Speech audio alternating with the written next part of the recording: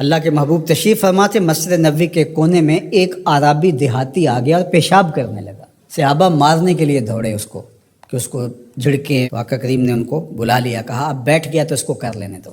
جب اس نے پیشاب کر لیا تو آقا کریم علیہ السلام نے اس کو بلایا، کہا یہ مسجدیں ذکر و فکر کے لیے بنائی گئی ہیں، بول و براز کے لیے نہیں بنائی گئی، اور پھر وہاں پانی بہا دیا گیا۔ تو بعض اوقات ہم جس طرح سے لوگوں کے ساتھ رویہ کر رہے ہوتے ہیں، یہ جو موبائل ہے یہ اس دور کی ضرورت ہے، تو بعض اوقات اس کو بند کر دیں تو کھولنا یاد نہیں رہتا، کھول لیں تو بند کرنا یاد نہیں رہتا، تو بعض اوقات نماز کے اندر اس کی گھنٹی بجنا شروع ہو جاتی ہے۔ جس بیچارے کی گھنٹی بج رہی ہوتی ہے تو بعض اوقات اس کو تیزی سے بند کرنا بھی نہیں آ رہا ہوتا، تو وہ دیر بھی ہو جاتی ہے۔ خیر وقت گزر گیا، اب 4 رکعتی نماز ہے، یہ پہلی رکعت کے اندر حادثہ ہوا تو 3 پوری رکعتیں ہیں وہ غصے سے بھرے رہتے ہیں کچھ نمازی کہ اب سلام پھیر کے تو ہم اس کی خبر لیں گے، اور پھر سلام پھیر کے حالانکہ 3 رکعتیں گزر گئی ہیں، تم رب سے جڑے ہوئے ہو، تمہیں تو یاد بھی نہیں ہونا چاہیے۔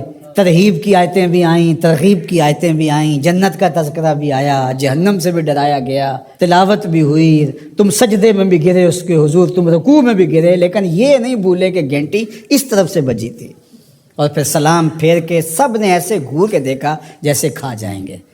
اب اس کو دیکھیں اور اس پیشاب کرنے والے کو دیکھیں، اپنا عمل دیکھیں اور رسول اللہ کا عمل دیکھیں، دیکھیں ہم کہاں کھڑے ہیں۔ اور اسی لیے تو لوگوں نے بھگا دیا ہے مسجدوں سے لوگوں کو کہ جو مذہبی طبقہ اس کا رویہ کتنا سخت ہے۔ میں نے تو یہ دیکھا ہے کہ ایک چیز ہے جس کا تعلق دین سے اس طرح سے نہیں ہے، طریقہ کار سے ہے، تنظیمی طریقہ ہے، طریقت کا طریقہ ہے، آپ کا تربیتی طریقہ ہے، اور اگر کوئی بندہ اس طریقے کو اختیار نہیں کرتا تو اس کو مسلمان نہیں سمجھتے۔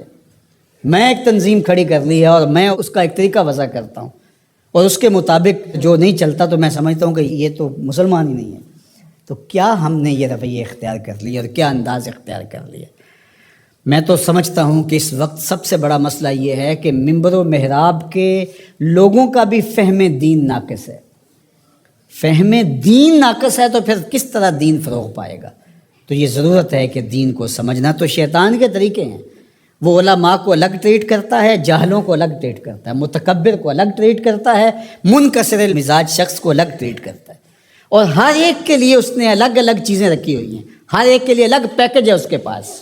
سخی کے لیے الگ ہے، سخت شخص کے لیے الگ ہے، متکبر کے لیے الگ ہے، مولوی صاحب کے لیے الگ ہے، پیر صاحب کے لیے الگ ہے، کارکن کے لیے الگ ہے، لیڈر کے لیے الگ ہے، حاکموں کے لیے الگ ہے، نمازیوں کے لیے الگ ہے، ہر ایک کے لیے الگ اس کے پاس پیکج ہے، اور اس کے ذریعے سے وہ سب کو لوٹ رہا ہے۔ یہ شیطان کے مکر ہیں، فریب ہیں۔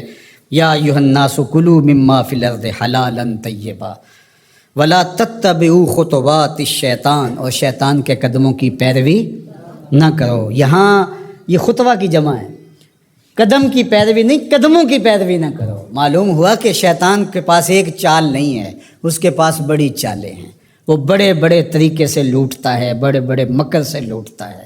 آپ تاریخ پڑھیں، مرتبہ ولایت کے پہنچے ہوئے لوگوں کو اس نے برباد کیا۔ بلعم بن بورا کون تھا؟ مستجاب الدعوات ولی تھا نا، لیکن کہاں لڑک کے چلا گیا۔